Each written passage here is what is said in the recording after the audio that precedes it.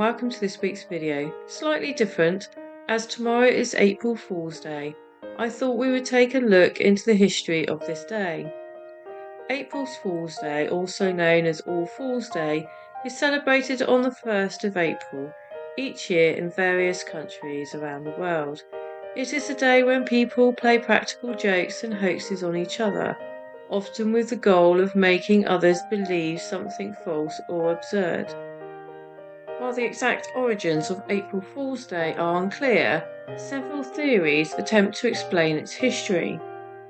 One theory traces the tradition back to various ancient celebrations and festivals. For example, the Roman festival Hilaria. The festival was characterized by joyful processions, games, feasting, and various forms of entertainment.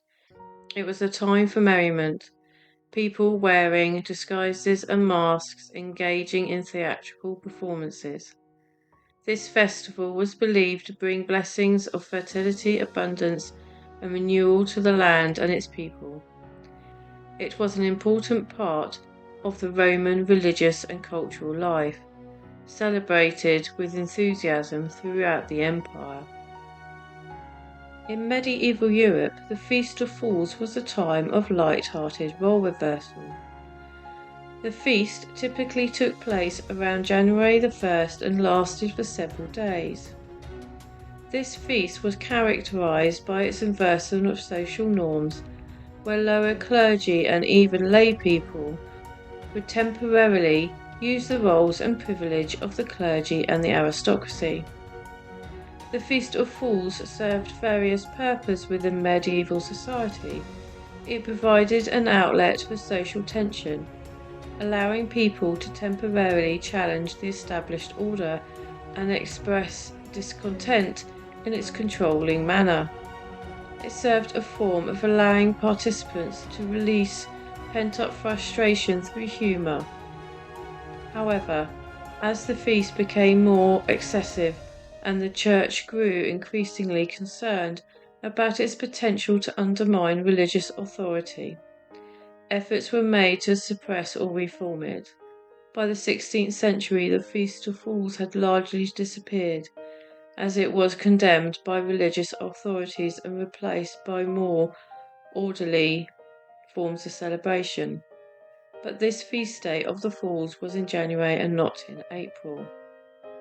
One popular theory links the observations of April Fool's Day to the changeover to the Gregorian calendar. Catholic states such as France, Spain, and Portugal, and the Catholic states of the Roman Empire were first changed to this calendar. Thursday, the 4th of October, 1582, was followed by Friday, the 15th of October, with 10 days skipped. Britain didn't change to the Gregorian calendar till Wednesday, the 2nd of September, to be followed by Thursday the 14th, 1752. In Britain we had what was called the Calendar Riots of 1752, when rioters shouted, "Give us our 11 days." Before the switch to the new calendar, New Year's Day fell at the end of March or early April. With the introduction of the new calendar, New Year's Day moved to January the 1st.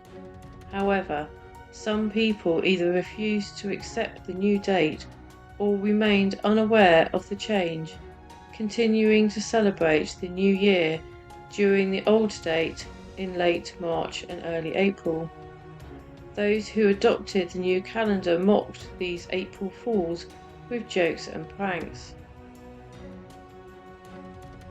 The origins of April Fool's Day is so ambiguous that a professor at Boston University, Joseph Boskett, once tricked the Associated Press with his own tale of how the holiday came about. This hoax dated April Fools back to the Roman Empire, when a made-up jester was made king for the day.